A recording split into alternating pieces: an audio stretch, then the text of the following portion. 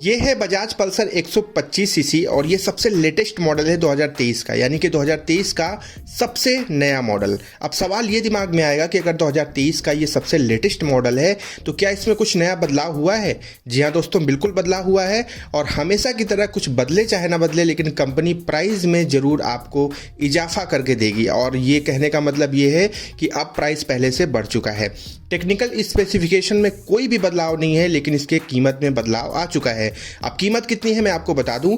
सबसे पहले तो ये जान लीजिए कि 2023 में इसके 3 वेरिएंट आपको मिलेंगे। 2 वेरिएंट आपको कार्बन फाइबर वाले एडिशन में मिलेंगे, जिसमें स्प्लिट सीट और सिंगल सीट, और लास्ट में आपको मिलेगा नियॉन एडिशन।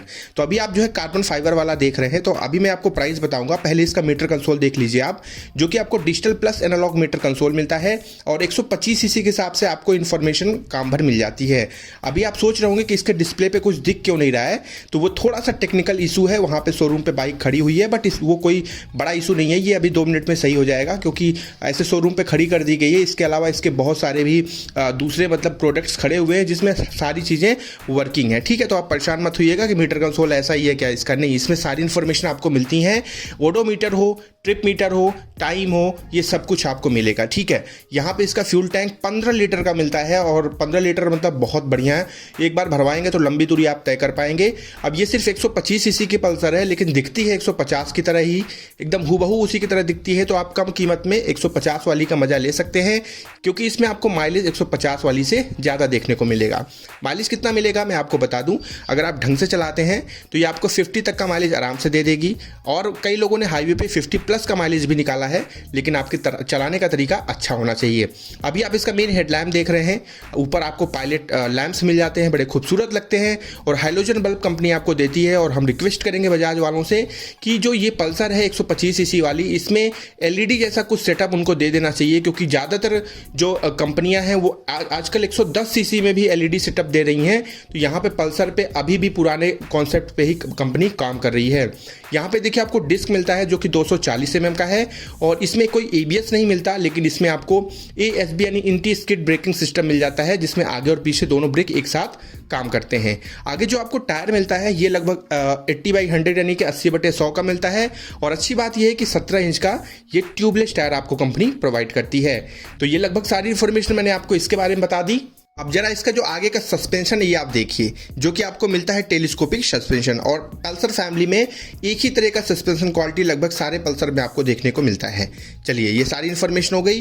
अब हम बताते हैं इसकी कीमत आपको, लेकिन कैसे बताएं, बार बार जो है कुछ ना कुछ बताने के लिए आ जा रहा है। लेकिन आप जान लीजिए, अगर आप सिंगल सीट या स्प्लिट सीट या फिर नियॉन एडिशन कोई भी लेना चाहते हैं, तो आपको अपना बजट हमेशा 1 लाख के ऊपर रखना पड़ेगा। अब एग्जैक्ट प्राइस मैं आपको अभी थोड़ी देर में बता रहा हूँ, परेशान ना होइए। ठीक है, यहाँ पे देखिए आपको फ्यूल गेज मिल रहा है। सवाल उठता है क्या इसमें एफआई नहीं मिलता? इसमें ईएफआई कंपनी प्रोवाइड करती है। और यहाँ पे जो इंजन आपको मिलता है ये 4 स्ट्रोक 2 वॉल्व ट्विन स्पार्क का इंजन है। ध्यान रखिएगा कि डुअल स्पार्क इसमें कंपनी जो है इस्तेमाल करती है। 124.4 सीसी का इंजन है। मैक्स पावर आपको मिलेगी 11.8 यानी 11.8 पीएस की, और मैक्स टॉर्क आपको मिलेगा 10.8 यानी कि 10.8 न्यूटन मीटर का। ठीक है, आप इस चीज़ का ध्यान रखें कि पावर और टॉर्क 125 सीसी के हिसाब से सफिशिएंट है, कहने की कोई दिक्कत की बात नहीं है। 5 गियर आपको मिलते हैं, अच्छी खासी स्मूथ राइड आप फील करेंगे।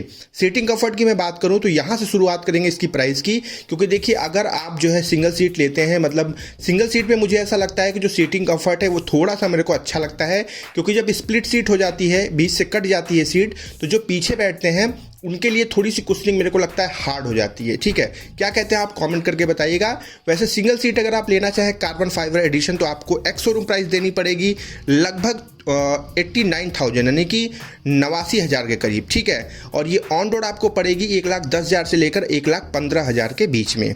और अगर आप इसका जो है लेते हैं स्प्लिट सीट वाला, तो उसमें आप 2,000 रुपये और ऐड कर देंगे तो वो वाला वेरिएंट आपको मिल जाएगा। अभी आप पीछे देख रहे हैं, पीछे कोई भी डिस्क आपको नहीं मिलता है, और पीछे जो टायर है इसकी चौड़ाई हो जाती है 100/90 की, और ये 17 इंच का ट्यूबलेस टायर है। और ये है पीछे का सस्पेंशन, जो कि आपको मिलता है ट्विन गैस शॉक एब्जॉर्बर। ठीक है, ये हो गई सारी इन्फॉर्मेशन, मैंने आपको कीमत भी बता दी। अगर आपके दिमाग में एक और सवाल है कि इसका जो नियॉन एडिशन आता है क्या उसे ले सकते हैं, बिल्कुल आप ले सकते हैं, कोई दिक्कत की बात नहीं है। लेकिन उसकी कीमत काफ़ी अच्छी मतलब कम पड़ जाएगी आपको।